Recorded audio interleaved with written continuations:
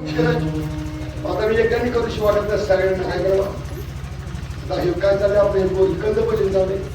मग आता भजन झालं आपलं. आता कंद भजन चाललंय, ब्रह्मरसाचं भजन चाललंय. याला ब्रह्मरस असं म्हणतात.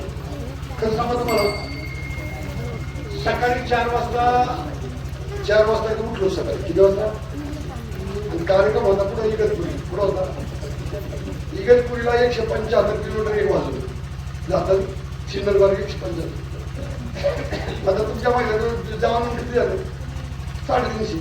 आता खेळून 50 म्हणजे 400 झालं का नाही? थकायला पाहिजे का नाही? आता जात गेल्यावर 450 थकायला पाहिजे का नाही? नाही थांबवत. 11 वाजता ते लोक म्हणजे का थांबा द्या असं. वस्तू अशी आहे का किती तरी हे खाल्लं तरी, किती त्याचं चिंतन केलं तरी पोट मात्र भरत नाही. पुन्हा गोड लागत, पुन्हा मागत, पुन्हा मागत, पुन्हा मागत. घरा मला होता तसं झालं माझं. तुका म्हणे पोट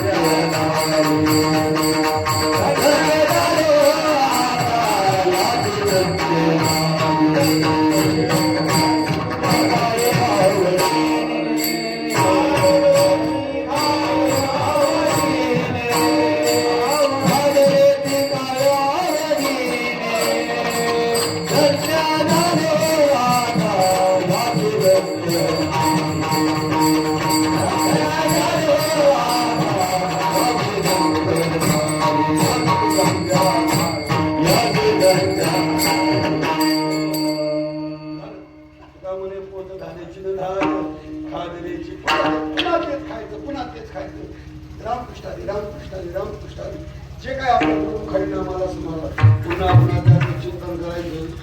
यासाठी सुद्धा काय लागायचं? संचित धन्य मी मानेन आपले. मला माझं संचित चांगलं तुझ्या मुखात नामरत. माझं संचित चांगलं काळा टाकली येऊ शकत नाही. माझं संचित चांगलं सांगण्यासाठी भजन करतो. माझं संचित चांगलं. मला अजूनही नामाचा कंटाळा आला येणार सुद्धा नाही. आम्हाला इतके नाम माहिती झाल्यामुळे मला संचिताला किंमत देतात. आपले संचित राहिली शब्द तुझे नामी. ज्ञानेश्वर झाले का? नाही. ज्ञानेश्वर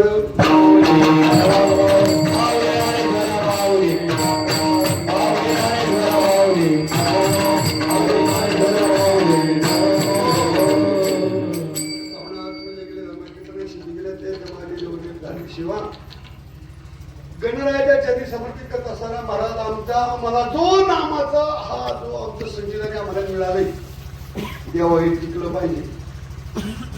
कारण संचिताशिवाय टिकत आता बरेच मोठाले सप्ते कमी झाले, संचित कमी पडलं, काही बंद झाले, संचित कमी पडलं.